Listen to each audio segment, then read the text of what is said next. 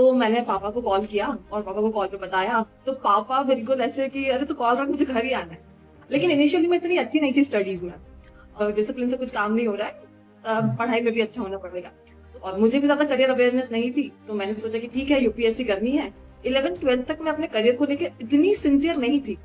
मैंने ऐसा विश्वास रखा कि हाँ, हार्डवर्क से सब कुछ हो जाएगा, सिर्फ मेहनत करनी है मुझे और सब कुछ हो जाएगा। मैंने इतना सोचा नहीं कि मुझे इक्वली गाइडेंस और डायरेक्शन इक्वली इंपॉर्टेंट है इस जर्नी में।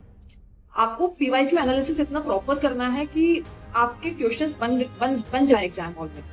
जब मैंने पहला अटेम्प्ट दिया सीएससी का, तब मुझे पता ही नहीं था सीएपीएफ जैसा कोई एग्जाम होता है। मुझे लगता है इस पीरियड में मेरा सबसे चैलेंजिंग एक्सपीरियंस ही इंटरव्यू का था, क्योंकि मुझे कोई रिग्रेट्स नहीं थे वहां से निकलने के बाद। मैं खुश थी कि ठीक है, मैंने कर दिया अपना बेस्ट। अगर मैंने तब इस चीज पर ध्यान दिया होता कि हाँ मुझे गाइडेंस भी चाहिए प्रॉपर, तो बेटर रिजल्ट्स होते इनिशियली ही। और ना ही मेरे साथ कोई और दूसरे लोग थे जो सीएपीएफ का प्रिपेयर कर रहे थे, मैं अकेली थी इस जर्नी में सीएपीएफ की। तो इतना सेल्फ डाउट नहीं करना है कि आप एफर्ट में ही कमी लगाने लग जाओ कि मुझसे तो ये चीज होगी ही नहीं, मैं इस डायरेक्शन में मेहनत ही क्यों करूँ। वक्त से सब कुछ नहीं होगा, आपको proper strategy, proper direction, proper guidance सब कुछ चाहिए।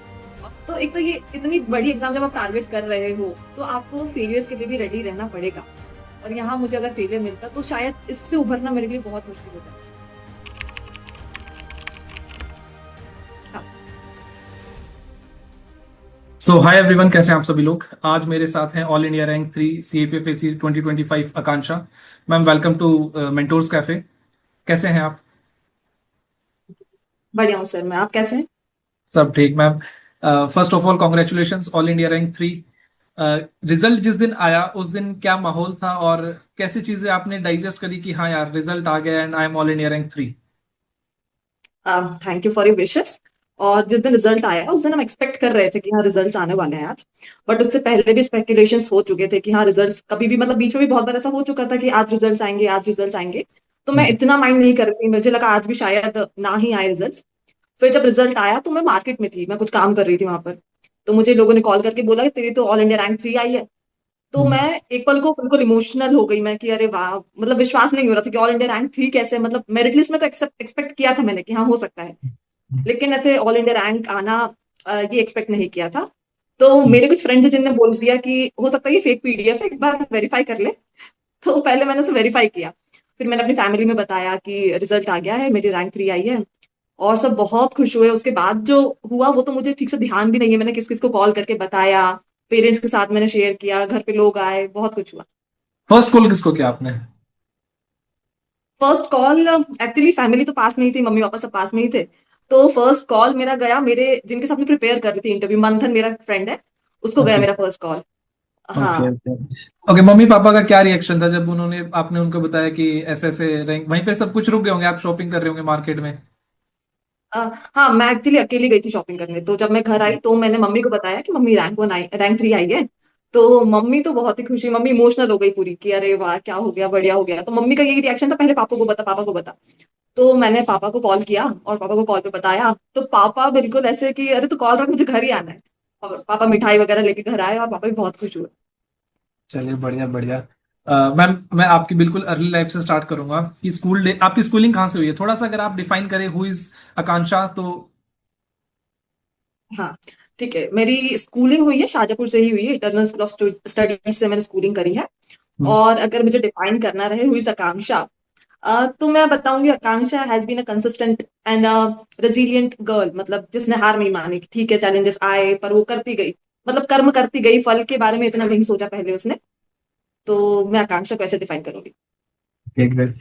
स्कूलिंग आपने आपने बताया शाहजहापुर से ही की, वहीं से। एंड स्कूल डेज में आप कैसे स्टूडेंट थे? इनिशियली तो मैं ऐसी स्टूडेंट थी, वैसे मैं डिसिप्लिन काफी थी, मेरी मम्मी बताती है कि मैं काफी डिसिप्लिन बच्ची थी। लेकिन इनिशियली मैं इतनी अच्छी नहीं थी स्टडीज में। ओके। 9th 10th आते आते फिर मैंने सोचा कि नहीं, डिसिप्लिन से कुछ काम नहीं हो रहा है, पढ़ाई में भी अच्छा होना पड़ेगा। तो फिर मैंने पढ़ाई पे काफी ध्यान दिया 9th 10th से। तो 10th के बाद से मैं अपने आप को टॉपर बोलूंगी, मैं टॉपर स्टूडेंट्स में ही कहलाती थी 10th से। तो स्कूल टाइम पे 9th के बाद मेरी जर्नी अच्छी थी, 9th से पहले I was a below average student. Okay. So ninth tenth 11th 12th में आप क्या सोचते थे कि आपको क्या बनना है, और उस टाइम पे आपने एक ड्रीम क्या लेकर के चल रहे थे आप? हाँ ठीक है। मैं शाहजहापुर से, शाहजहापुर काफी स्मॉल सिटी है। तो हम्म यहाँ पे ना हमें करियर के बारे में ज्यादा एवेन्यूज पता ही नहीं थे हम्म, यूपीएससी के बारे में मुझे लगता है हर पेरेंट अपने बच्चे को बता ही देता है कि यूपीएससी जैसा कुछ होता है। तो उसी तरह मैं पढ़ाई में अच्छी थी तो मेरे पेरेंट्स ने मुझे मुझे बता रखा था कि यूपीएससी होती है तुझे वो करनी है। और मुझे भी ज्यादा करियर अवेयरनेस नहीं थी तो मैंने सोचा कि ठीक है यूपीएससी करनी है। 11th 12th तक मैं अपने करियर को लेकर इतनी सिंसियर नहीं थी। 11th में मुझे तो सब्जेक्ट लेना था। तब भी मैं काफी डाइसी थी मैं क्या लूँ कौन सा सब्जेक्ट लूँ मुझे क्योंकि सभी सब्जेक्ट्स में मैं इक्वली गुड थी। फिर मैंने सोचा कि मैं पीसीएम के साथ ही चलती हूँ क्योंकि उसके बाद डाइवर्स करियर ऑप्शंस खुल जाते हैं हमारे पास। तो फिर मैंने पीसीएम लिया। और तब मेरे दिमाग में इतना स्टॉन्चली नहीं था ये कि मुझे यूपीएससी ही करना है। बट हाँ 12th के बाद फिर जब मैं देखने लगी करियर रेवेन्यूज तब मैंने सोचा कि हाँ मुझे यूपीएससी एंड उसके जो एग्जाम्स होती है वो एग्जाम्स देनी है। ओके। क्लास 12th के बाद आपने ग्रेजुएशन किया? Yes sir. कहाँ से किया उसके बारे में आप थोड़ा सा डिटेल देंगे मैं? हाँ क्लास 12th के बाद मैंने ग्रेजुएशन किया इंदौर से एक गवर्नमेंट कॉलेज था जहां से मैंने बीए में ग्रेजुएशन किया। हम्म। और उसके बाद मैंने मास्टर्स किया हिस्ट्री में। ओके। क्लास 11 12th में आपके पास पीसीएम था एंड ग्रेजुएशन आपने बीए किया एंड देन मास्टर्स किया। साइंस सब्जेक्ट से बीए के अंदर स्विच करना, क्योंकि पेरेंट्स का उस टाइम पे जिस टाइम पे आपने किया होगा तब ये मेंटेलिटी थी कि यार साइंस साइंस की स्ट्रीम है वो काफी अच्छी है और बच्चे को आगे बीएससी करना चाहिए, बीटेक करना चाहिए, etcetera etcetera. Why BA? And parents ने इसके ऊपर आपके क्या, उनका क्या टेक था और उनका क्या डिसीजन था? मेरे पेरेंट्स एक्चुअली बहुत सपोर्टिव थे मेरे स्टेक पे मेरे हर डिसीजन में बहुत सपोर्टिव रहे मेरे पेरेंट्स। जब मैंने बीए लिया बीए मैंने इसलिए डिसाइड किया था कि यूपीएससी की प्रिपरेशन में कहीं ना कहीं ये सब्जेक्ट्स मेरी हेल्प कर लेंगे इसलिए मैंने डिसाइड किया था और मेरा एंड गोल यही था कि मुझे यही एग्जाम्स देनी है। तो मेरे पेरेंट्स से कोई ऑब्जेक्शन ऑब्जेक्शन नहीं उठाया। और मुझे भी नहीं लगा कि मुझे कुछ और सब्जेक्ट लेना चाहिए तो उस वक्त जो मेरी समझ में बेस्ट था मेरे पेरेंट्स की समझ में बेस्ट था मैंने वो किया। सो डिसीजन आपका था? हाँ। Okay, great. तो बीए से ही आपने यूपीएससी की प्रिपरेशन शुरू कर दी मैम? हाँ। क्या इनिशियली क्या स्ट्रेटेजी बनाई थी, हम किस किस तरीके से मैं पढ़ूंगी और क्या क्या मैं करूंगी, क्या आपकी वो प्लानिंग थी? क्योंकि हर स्टूडेंट जब स्टार्ट करता है तो एक पेन पेपर लेके या कुछ भी बहुत सारी वीडियोस देख करके प्लान बना लेता है कि यार मैं ये पढ़ूंगा और ऐसे मेरा एग्जाम निकल जाएगा और ऐसे ऐसे चीजें चलेंगी। तो क्या प्लानिंग थी स्टार्टिंग में आपकी? इनिशियली तो ऐसा था मैं इतना 17 18 थी जब मैं स्टार्ट करी हम्म। प्रिपरेशन अपनी तब इतनी समझ नहीं होती है किसी भी चीज की किसी भी चीज को हम लेके बैठेंगे तो। ट्रू। तो इनिशियली मैंने कुछ इंदौर में कोचिंग थी वहां ज्वाइन किया वहां मुझे कुछ लोगों ने सजेस्ट किया कि तू एमपीपीएससी ट्राई कर मतलब स्टेट पीसीएस जो होता है वो। तो हम्म। मैंने सोचा ठीक है उसके क्लासेस ले लेते हैं। मैं उसके क्लासेस हम्म। लेने लगी और थोड़े ही समय बाद कोविड आ गया लॉकडाउन हो गया। तो जब हम्म। मैंने उसके क्लासेस लिए और मैंने उस एग्जाम के बारे में जाना एमपीपीएससी के बारे में इनिशियली तो मुझे ये पता चला कि काफी रेगुलर साइकिल्स है एमपीपीएससी की। और मेरे पास टाइम है अभी मैं यंग हूँ तो मुझे प्रिपेयर हम्म। करना है तो मैं बड़े गोल को लेकर ही प्रिपेयर करूँ ना। तो फिर मैंने बिल्कुल। यूपीएससी पे शिफ्ट कर दिया कोविड में अपने आप को। यूपीएससी पे शिफ्ट करने के बाद इनिशियली मैं बोलूंगी कि मैंने ऐसा विश्वास रखा कि हाँ हार्डवर्क से सब कुछ हो जाएगा। सिर्फ मेहनत करनी है मुझे और सब कुछ हो जाएगा मैंने इतना सोचा नहीं कि मुझे इक्वली गाइडेंस और डायरेक्शन इक्वली इंपॉर्टेंट है इस जर्नी में। तो इनिशियली मैं हार्डवर्क करती गई मुझे जो जो रिसोर्सेज बोले मैं सब क्रैम करती गई रिसोर्सेज वगैरह। तो इनिशियली मैं बोलूंगी मैं डायरेक्शन लेस हार्डवर्क कर रही थी। अगर मैंने तब इस चीज पर ध्यान दिया होता कि हाँ मुझे गाइडेंस भी चाहिए प्रॉपर तो बेटर रिजल्ट्स होते इनिशियली ही। तो मुझे लगता है काफी सारे स्टूडेंट्स के साथ सेम प्रॉब्लम होती है। फिर ग्रेजुअली जैसे जैसे मैं सब्जेक्ट को समझी इस एग्जाम को समझी तो मुझे डायरेक्शन मिलती गई पीवाईक्यूज पे एनालिसिस करना है ये समझ में आता गया। और फिर आज रिजल्ट्स हैं हमारे पास इसके बाद। बिल्कुल। मैम आपने कौन कौन से एग्जाम दिए पूरे पूरी अभी तक की जर्नी में? अभी तक आपने कौन कौन से एग्जाम में आप अपियर हुए और क्या रिजल्ट्स रहा, तो आप थोड़ा सा उनके बारे में बताइए। हाँ तो मैंने 3 अटेम्प्ट यूपीएससी सीएससी के दिए हुए हैं। उसके हम्म। अलावा मैंने 3 अटेम्प्ट सीडीएस के भी दिए हैं। और उसके रिटर्न मेरे तीनों क्वालिफाई हो गए थे सीडीएस हम्म। के। लेकिन मेरा इंटरव्यू रह गया था एसएसबी जो इंटरव्यू होता है उसमें मैं हम्म। स्क्रीन आउट हो गई थी। उसके अलावा मैंने सीजीएल भी दिया था एसएससी सीजीएल लास्ट ईयर। हम्म। और उसका मेरा टीयर 1 क्वालिफाई हुआ था टीयर 2 मेरा क्वालिफाई नहीं हो पाया था। और ओके। सीएपीएफ का मेरा फर्स्ट अटेम्प्ट था यही एग्जाम्स दिए थे और हाँ मैंने एक यूजीसी नेट एग्जाम होती है तो वो भी दिया था तब मुझे इस एग्जाम के बारे में भी ज्यादा पता नहीं था यूजीसी नेट के बारे में। लास्ट ईयर ही दिया था मैंने। और उसमें फिर मैंने हिस्ट्री से जेआरएफ अवार्ड क्वालिफाई कर लिया था last year. Great great great. Ma'am आपने सीएससी के 3 अटेम्प्ट दिए और 3 अटेम्प्ट का एक्सपीरियंस कैसा रहा और क्या आपने 3 अटेम्प्ट से लर्निंग ली? तो पहले अटेम्प्ट में मुझे ऐसा लग रहा था मैं प्रिपेयर्ड नहीं हूँ लेकिन मैं एक्सपीरियंस के लिए अटेम्प्ट दे देती हूँ। पहला अटेम्प्ट कौन सी ईयर में था आपका? 2023 में फर्स्ट अटेम्प्ट था मेरा। 2023 में? Okay, continue. तो उस वक्त मुझे लग रहा था कि मेरी प्रिपरेशन नहीं है लेकिन एक्सपीरियंस के लिए अटेम्प्ट दे देते हैं।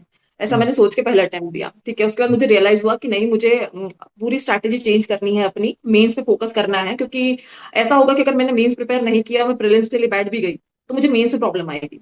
सेकंड अटेम्प्ट मैंने दिया, उसमें भी मेरा प्री क्वालिफाई नहीं हुआ।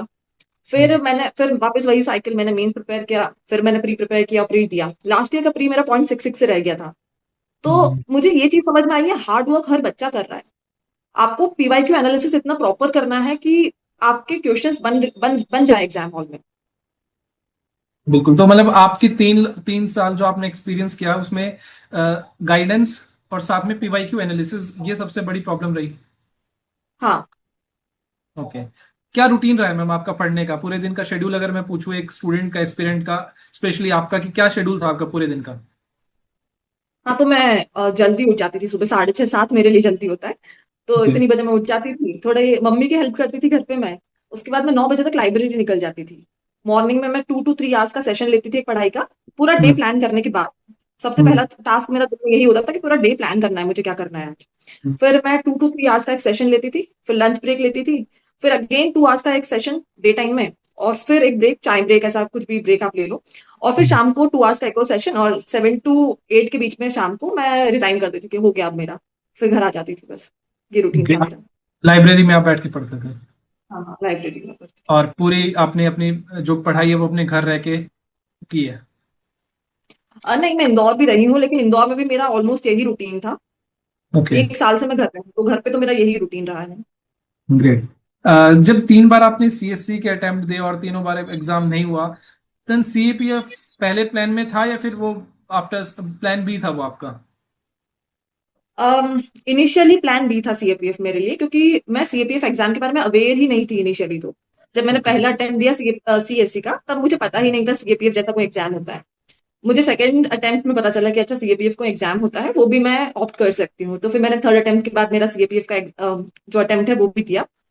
तो इनिशियली मेरे लिए प्लान बी था, लेकिन जैसे ही इस प्रोसेस के अंदर मैं घुसती गई, मैं फिजिकल्स की तैयारी करी, इंटरव्यू की तैयारी करी, तब मेरा ये प्राइमरी गोल बन गया। और इस साल फिर मैंने जो सीएससी का अटेम्प्ट दिया नहीं इस साल, क्योंकि मुझे लग रहा था कि सीएपीएफ ही अभी करते हैं जो है।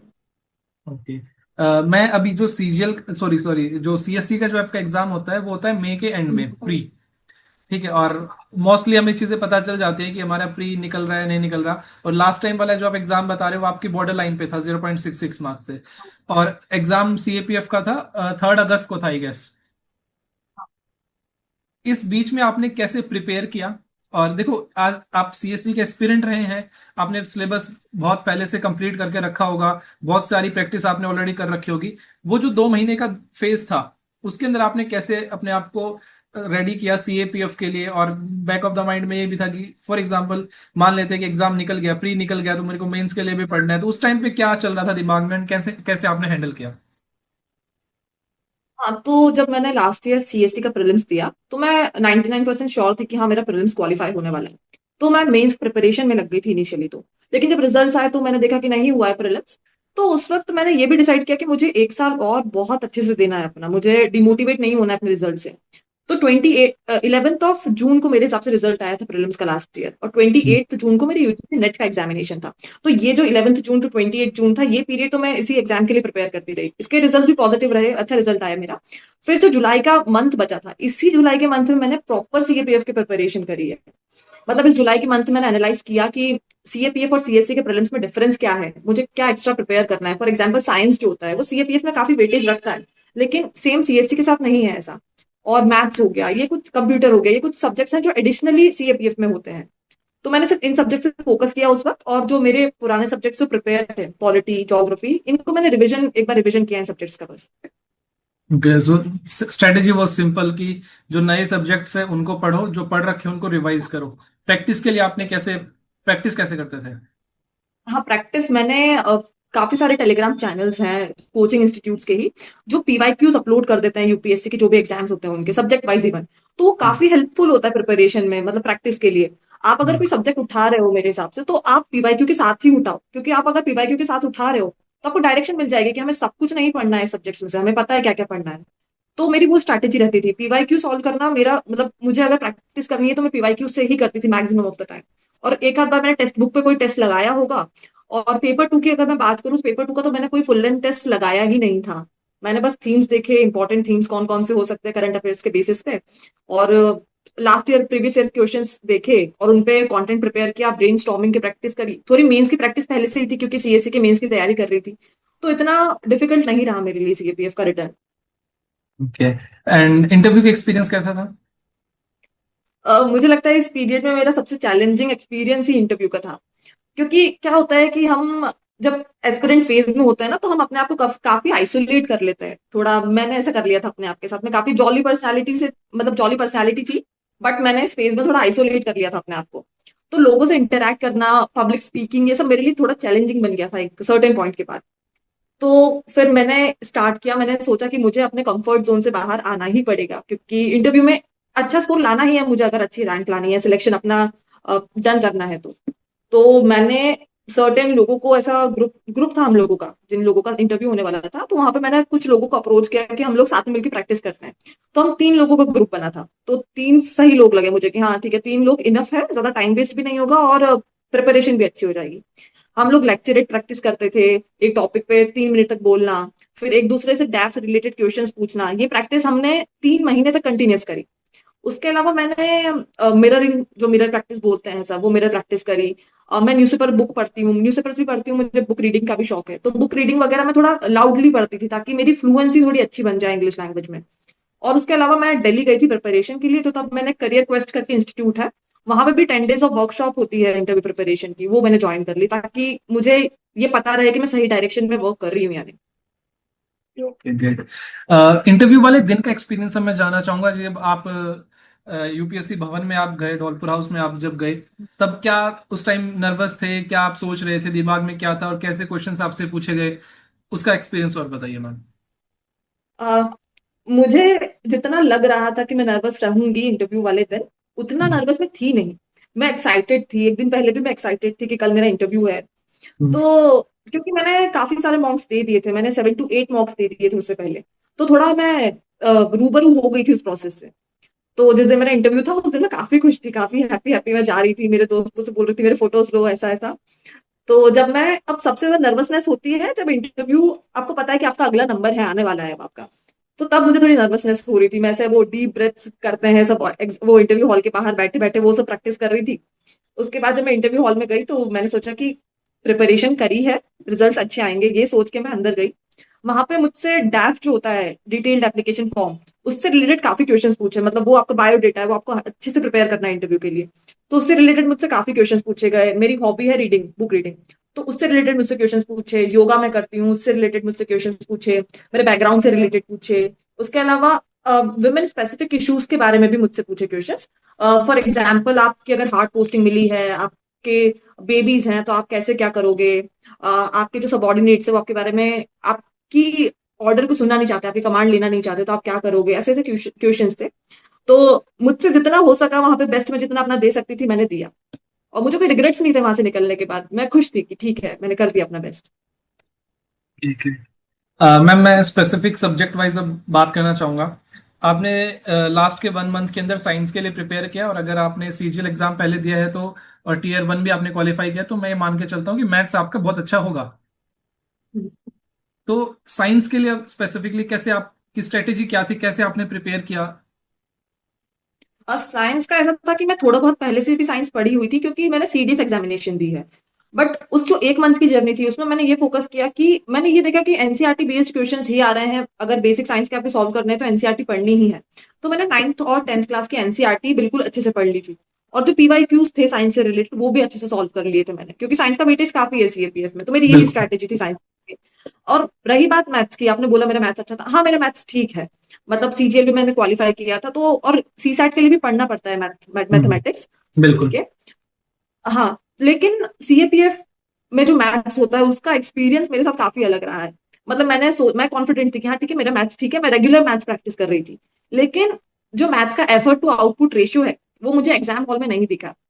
तो हम्म। ये मेरे साथ ही हुआ है या और भी एस्पिरेंट्स के साथ होता है मुझे ये नहीं पता, बट मेरे साथ तो हुआ था ये। नहीं, इस बार जो आपका एग्जाम था सीएपीएफएससी 2025, क्वेश्चन पेपर हमने देखा था, मैथ्स उतना बढ़िया नहीं पूछा गया था जितना हर साल पूछा जाता है। तो क्वेश्चंस काफी लेंदी थे। तो मैं उम्मीद करता हूँ कि सबके साथ हुआ होगा, मतलब मोस्टली स्टूडेंट्स के साथ ये हुआ होगा मैथ्स के एग्जाम के, उन स्टूडेंट्स को छोड़ के जो बहुत ज्यादा हार्डकोर मैथ्स के स्टूडेंट रहे हैं। अच्छा ठीक है मैम, तो साइंस के लिए आपकी एनसीईआरटी आपने फॉलो की 9th to 10th? हाँ। 9 10th की आपने एनसीईआरटी पढ़ी साइंस के लिए। मैथ्स की आपने रिग्रेस प्रैक्टिस करी बट आपका रिजल्ट नहीं मिला मैथ्स से। ज्योग्राफी की क्या बुक लिस्ट है आपकी तरफ से?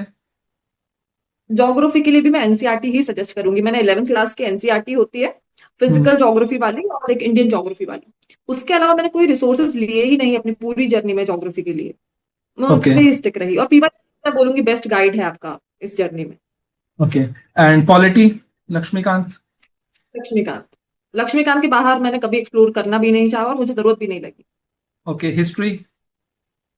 और हिस्ट्री, मॉडर्न हिस्ट्री के लिए मैं स्पेक्ट्रम रेफर करी। मैंने स्पेक्ट्रम मल्टीपल टाइम्स पढ़ी होगी। हम्म। और क्योंकि सीएपीएफ में क्वेश्चंस काफी एनसीईआरटी बेस्ड होते हैं, तो क्लास 12th की जो थीम्स एनसीईआरटी होती है, 3 है आई हम्म। गेस वो बुक्स, तो मैंने हम्म। वो फॉलो करी। ओके। पॉलिटी हो गया, हिस्ट्री हो गया, ज्योग्राफी हो गया, साइंस, इकोनॉमिक्स? इकोनॉमिक्स के मैंने खुद ने नोट्स बनाए थे मृणाल सर के लेक्चर्स देख के।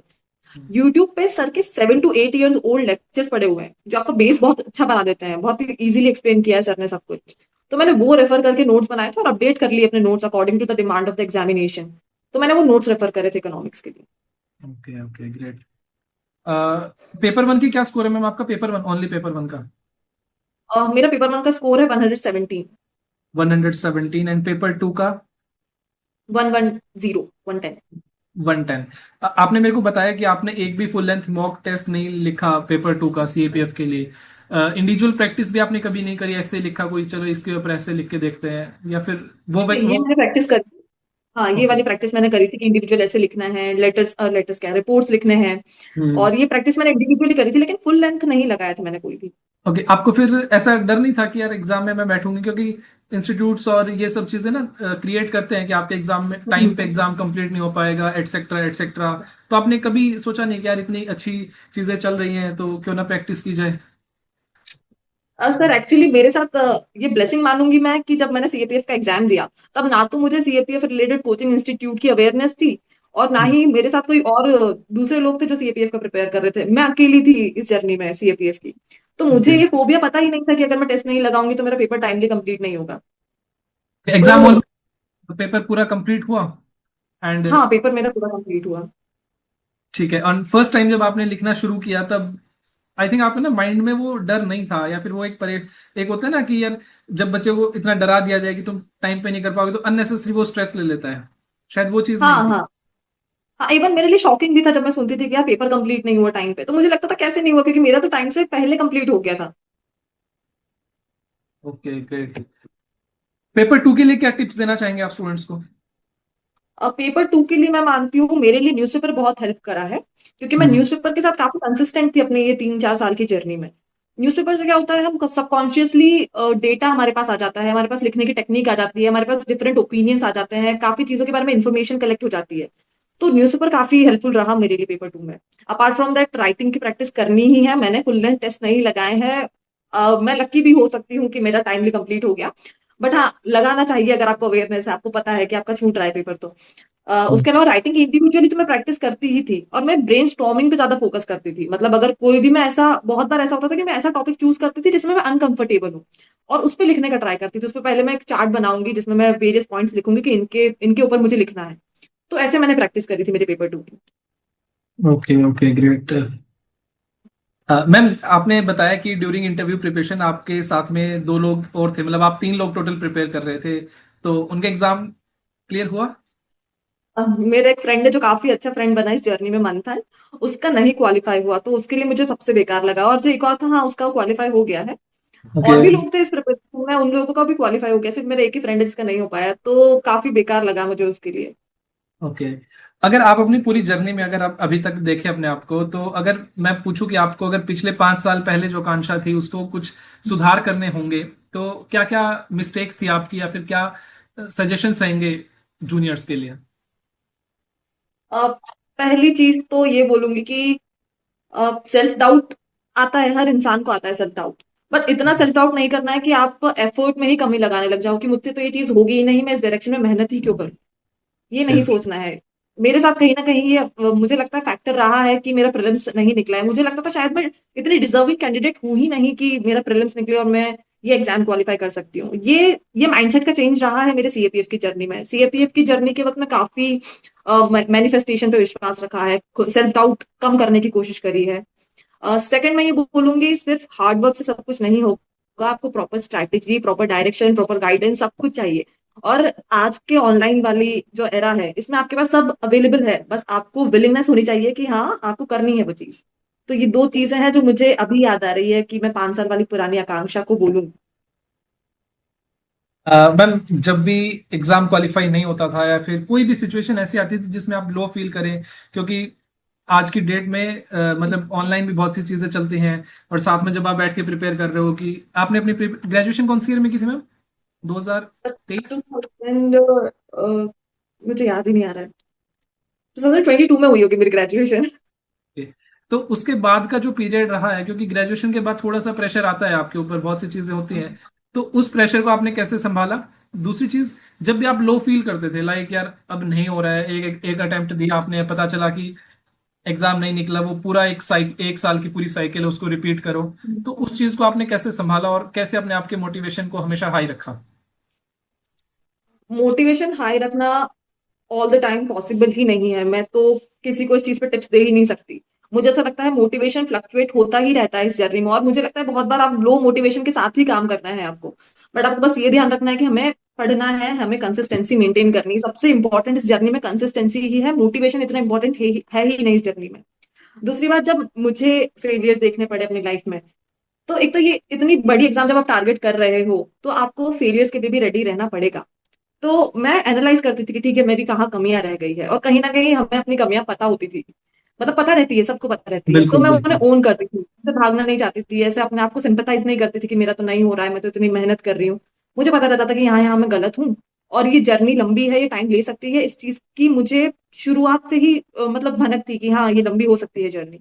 तो इनिशियली मेरे लिए फेलियर्स इतने मुश्किल नहीं रहे। फेलियर्स होते मैं उसी वक्त उठती और अपना दूसरे जर्नी में लग जाती। इस बार अगर जैसे ये वाली जो साइकिल एंड होती और यहाँ मुझे अगर फेलियर मिलता, तो शायद इससे उभरना मेरे लिए बहुत मुश्किल हो जाता।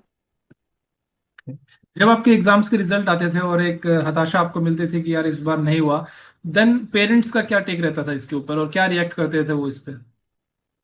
अम, मेरे पेरेंट्स तो बहुत ही सपोर्टिव रहे हैं थ्रू आउट द जर्नी, मैं बोलूंगी। अगर मेरा नहीं होता था, जैसे फेलियर्स में उन्हें बताती थी कि नहीं हुआ है प्रीलिम्स इस बार भी, तो उनका रिएक्शन रहता था कि देखो कहाँ गलती हुई है, और इसमें टाइम लगता है, अरे लोग तो कितनी कितनी एज में एग्जाम निकालते हैं, तू तो अभी छोटी है, ऐसा ऐसा करके मुझे बोलते थे। तो फैमिली का सपोर्ट था, इस वजह से भी मैं कभी शायद मेरा मोटिवेशन उतना लो हुआ ही नहीं कि मुझे वहां से निकलने में दिक्कत आए। ग्रेट। मैम, पीवाईक्यूज का रोल जैसा कि आपने बताया, और भी एस्पिरेंट से जब मेरी बात होती है टॉपर से, तो सबने पीवाईक्यूज को हमेशा एक बहुत इंपॉर्टेंट रोल बताया उनके प्रिपरेशन के अंदर। तो यहाँ पर मैं आपके साथ पीवाईक्यू के ऊपर डिस्कशन करना चाहूंगा। कैसे आपने पीवाईक्यूज को पढ़ा और कैसे उनको एनालाइज किया, क्या प्रोसेस था, थोड़ा डिटेल में आप बताएंगे? हाँ, तो मेरी ये स्ट्रैटेजी रहती थी कि मैं किसी भी सब्जेक्ट के स्टार्टिंग में ही पीवाईक्यू साथ में लेकर ही चलती थी, अगर मैंने कोई सब्जेक्ट स्टार्ट किया है तो, ताकि पीवाईक्यू से मुझे ये पता चल सके कि मुझे किस डायरेक्शन में मेहनत करनी है, मुझे उस सब्जेक्ट में कितना पढ़ना है और क्या क्या पढ़ना है। तो पहला तो मेरा यही रहता था कि सब्जेक्ट के साथ ही मैं उसके पीवाईक्यूज उठा लूं। उसके बाद एक बार जब मैंने हर सब्जेक्ट को ऐसा उठा के उनके सारे पीवाईक्यू सॉल्व कर लिए हैं, उसके बाद मैं फुल लेंथ भी प्रीवियस ईयर पेपर्स भी देती थी। एटलीस्ट 10 ईयर्स के प्रीवियस ईयर पेपर्स मैंने फुल लेंथ भी दिए हैं उसके अलावा। तो मुझे ऐसा रहता था कि मुझे पीवाईक्यू से तो थरो होना ही है, उनसे रिलेटेड जो ऑप्शंस है उनसे भी थरो होना है, उनपे मैं नोट्स भी क्रिएट करती थी, नोट्स भी बना लेती थी उस पे, और फिर उनको भी रिवाइज करती। तो पीवाईक्यूज तो मैं बोलूंगी बहुत ही इंपॉर्टेंट इस जर्नी में। अगर कोई सब्जेक्ट आपको लग रहा है आपका वीक है, आप उसको फुल अभी नहीं कर पाओगे, टाइम नहीं है आपके पास, तो आप सिर्फ उसके पीवाईक्यूज पे फोकस करो, उनके ऑप्शन पे फोकस करो, उस पे नोट्स बनाओ और उसे ही पढ़ो। वो कहीं ना कहीं आपको रिजल्ट देगा एग्जामिनेशन में। Okay okay. सीएपीएफ के दौरान आपने पूरे सीएपीएफ के 10 साल के पीवाईक्यूज आपने सॉल्व किए? हाँ। ओके। आपको लगता है कि प्रीलिम्स में आपको पीवाईक्यूज का एनालिसिस की कमी है, या क्या कमी है? मतलब जो भी लास्ट अटेम्प्ट दिया आपने और उसके बाद सीएपीएफ एग्जाम निकाला, तो मोटिवेशन पूरा ऊपर गया होगा कि यार आकांक्षा कर सकती हूँ मैं। तो सीएपीएफ एग्जाम आपने निकाला भी, ऑल इंडिया हाँ रैंक 3 हाँ। आई, तो कभी बैठ के आपने सोचा कि यार प्रीलिम्स में क्या गड़बड़ रह गई? और प्रीलिम्स में गड़बड़ एक तो माइंडसेट की ही बोलूंगी मैं, कि यही कि खुद को कम हाकना कि नहीं मुझसे शायद हो ही नहीं सकता, मैं तो हूं ही नहीं जो कर सकती क्रैक प्रीलिम्स। इसके अलावा हार्ड वर्क तो मैं नहीं बोलूंगी कि उसमें मैंने कोई कमी रखी थी। मैंने काफी पढ़ाई करी थी, नॉलेज की कमी नहीं थी मेरे हिसाब से। थोड़ी स्ट्रैटेजी की कमी हो सकती है प्रीलिम्स में। यही कि शायद इतने अच्छे से पीवाईक्यू एनालिसिस नहीं हुआ था सीएससी के प्रीलिम्स के लिए मेरा। तो शायद कमी रह गई है वहां पे मुझसे। ओके। आगे आप सीएससी के लिए अपीयर होंगे अगर टाइम मिले, हाँ मौका मिले? होंगी। हाँ हाँ बिल्कुल, अभी जैसे कि अभी ज्वाइनिंग में काफी टाइम है अभी। तो हम्म। इस पीरियड में मैं अभी तैयारी ही करूंगी, ग्रोथ पे फोकस करना ही है। तो तब तक मेंस की प्रिपरेशन करती हूँ, अगर मौका मिलता है तो अपीयर करूंगी। Great great great. आपने बताया मैम कि कंसिस्टेंसी सबसे इम्पोर्टेंट है, और सभी टॉपर्स ये बताते हैं कि वी वर कंसिस्टेंट, हमने पीवाईक्यूज को फॉलो किया। दो तीन चीजें काफी कॉमन है जितने भी लोग एग्जाम निकाल रहे हैं। यहाँ पे मैं बात करना चाहूंगा कंसिस्टेंसी की, और स्पेशली डिस्ट्रैक्शन, क्योंकि हम्म। इस करंट पीरियड के अंदर बहुत सारे डिस्ट्रैक्शंस हैं हमारे पास। स्टूडेंट्स के पास सबसे बड़ा डिस्ट्रैक्शन स्मार्टफोन एंड रील्स। तो क्या आपने अपने आप को कंट्रोल किया उस डिस्ट्रैक्शन वाले पार्ट से, और कैसे उस चीज को मैनेज किया? अब तो जैसे मैंने बताया कि मैं काफी आइसोलेट भी हो गई थी इस जर्नी में। तो मैंने हम्म। इंस्टाग्राम मुझे सबसे बड़ा डिस्ट्रैक्शन लगा फोन में, तो मैंने इंस्टाग्राम सबसे पहले हटाया। मैं बहुत ही रेयरली इंस्टाग्राम यूज करती थी अपने फोन पे, क्योंकि सच में ये बहुत बड़ा डिस्ट्रैक्शन रहता है। दूसरों की लाइफ देखते हैं, हम इन्फ्लुएंस होते हैं उनसे। तो इसलिए मैंने सबसे पहले इंस्टाग्राम हटाया। और उसके अलावा ये जो सोशल मीडिया एप्स और भी होते हैं, स्नैपचैट वगैरह, इन पे भी मैं एक्टिव कभी नहीं रही। तो सबसे बड़ा डिस्ट्रैक्शन तो यहीं हट जाता है जब आप ये फिल्टर लगा देते हो अपनी लाइफ में। हम्म। उसके अलावा मैंने अपने आप को आइसोलेट कर लिया था। मैं ये सबको नहीं बोलूंगी कि आप आइसोलेट करो अपने आप को, हैंग आउट करो अपने दोस्तों के साथ। तो यही डिस्ट्रैक्शन का मैं यही बोलूंगी कि आप फोन से थोड़ा दूरी बनाए रखो इस जर्नी में, तो आप काफी पीसफुली अपनी जर्नी कंटिन्यू कर लोगे। बट हम ऑनलाइन की इस दुनिया के अंदर कैसे हम लोग दूरी बनाए, और कैसे सेल्फ कंट्रोल कैसे डेवलप किया? अह, अगर आपकी विलिंगनेस स्ट्रांग है, आपको कुछ चीज चाहिए तो कुछ चीजें सेक्रीफाइस करनी ही होगी। तो थोड़ा तो सेल्फ कंट्रोल रखना पड़ेगा इस जर्नी में। बिल्कुल बिल्कुल। और कंसिस्टेंसी की अगर मैं बात करूं तो उसको आपने कैसे मेंटेन किया? क्योंकि गर्ल्स के पास एक ऑप्शन रहता है कि चलो ठीक है हम लोग छोड़ देते हैं, घर वाले देखेंगे। एक शादी का भी पेरेंट्स की तरफ से रहता है कि जैसे जैसे एज बढ़ती है और ग्रेजुएशन हो जाती है तो शादी कर देंगे, अगर नहीं हो रहा है तो। उस चीज को आपने कैसे मैनेज किया? मेरे लिए तो सबसे बड़ा मोटिवेशनल फैक्टर यही था कि मुझे ये लूप में नहीं फंसना है शादी वाले इतनी जल्दी। कि वही जो, मतलब मैं देखती हूँ अपने आसपास जो लड़कियां कर रही है, तो मुझे इस लूप में नहीं फंसना था, इस लूप को एस्केप करना था। तो ये मेरे लिए मोटिवेशनल फैक्टर था कि इस लूप को एस्केप करना है, तो ये जो बाकी सब कर रहे हैं उससे अलग मुझे कुछ करना ही होगा। तो मैं अपनी पढ़ाई पे कंसिस्टेंट रही, और वही फैमिली सपोर्ट इतना है कि अभी तक मुझसे ऐसी कोई शादी की बात, शादी का प्रेशर कभी रहा ही नहीं। उन्होंने बोला कि तू पढ़, तू पढ़ाई कर, उस पर ध्यान दे बस। Great great ma'am. Okay ma'am, 2026 और 27 28 जो भी आगे एग्जाम्स देने वाले हैं स्टूडेंट्स, उनके लिए क्या टिप्स रहेंगे आपकी तरफ से? यही टिप्स रहेंगे कि डिस्ट्रैक्शन से थोड़ा दूरी बनाए रखो, ये इंस्टाग्राम वाली लाइफ थोड़ी दूरी बनाए रखो इस चीज से। दूसरी चीज ये कि कंसिस्टेंट रहो यार, कुछ चाहिए, कुछ अचीव करना है तो कुछ सेक्रीफाइसेस लगेंगे, कर दो ना सेक्रीफाइस, अच्छी लाइफ वेट कर रही है आपका आगे। और बस यही सजेशंस होंगे कुछ इन लोगों के लिए। मतलब सबको पता है क्या करना है, तो आपको अगर पता है तो उस पर एक्ट करो। बिल्कुल मैम, बिल्कुल मैम। यहाँ पे आपने कहा कि अ, एक आपने कहा कि सेक्रीफाइसेस करने पड़ेंगे। आपने क्या क्या सेक्रीफाइस करे? यार मैंने तो बहुत ही सेक्रीफाइसेस करे, बहुत तो नहीं बोलूंगी पर हाँ मुझे लगता है कि मैंने सेक्रीफाइसेस करे हैं। जैसे यही इंस्टाग्राम वाली लाइफ से दूर रखा अपने आप को, स्नैपचैट वाली लाइफ से दूर रखा, थोड़ी सोशल लाइफ से भी अपने आप को दूर रखा, कहीं इवेंट्स में नहीं गई मैं, कुछ पार्टीज में अवॉइड कर देती थी, फैमिली फंक्शंस होते थे वो अवॉइड कर देती थी। और कभी कभार फैमिली में भी ऐसा लगता था ना यार, इन फैमिली को भी मेरी जरूरत है कभी कभी। तो वो गिल्ट भी लेना पड़ता था कभी कभी कि नहीं मुझे पढ़ाई पे ध्यान देना है, वो फैमिली की प्रॉब्लम्स तो चलती रहेंगी। तो ये सब सेक्रीफाइसेस थोड़े लगते हैं इस जर्नी में। आप अपने इस पूरे सक्सेस का क्रेडिट किसको देना चाहेंगे? अ, थोड़ा खुद को, थोड़ा फैमिली को, थोड़ा जो मेरे आसपास जो लोग जो मुझ पर विश्वास रखते थे, जब मैं लो फील करती थी तो उनसे बात करती थी, वो बोलते कि नहीं तो कर सकती है, उन लोगों को क्रेडिट देना चाहूंगी। ओके, स्पेशली मैं यहाँ पे मेंशन करना चाहूंगा कि देखो फैमिली का सपोर्ट हमें, हाँ, हमारे साथ हमेशा रहता है। तो वो कौन से दोस्त थे जिन्होंने आपको इस जर्नी के अंदर सपोर्ट किया? वो कैसे भी हो सकता है, मॉरली और। हाँ हाँ, मेरे काफी अच्छे फ्रेंड्स हैं। मैं बोलूंगी कि मुझे लोग बहुत अच्छे मिले अपनी लाइफ में। तो एक मेरा फ्रेंड जो मंथन मुझे इंटरव्यू प्रिपरेशन के दौरान मिला, वो उसने मुझे काफी इंस्पायर किया कि नहीं तुझे लगे रहना है, तू कर सकती है।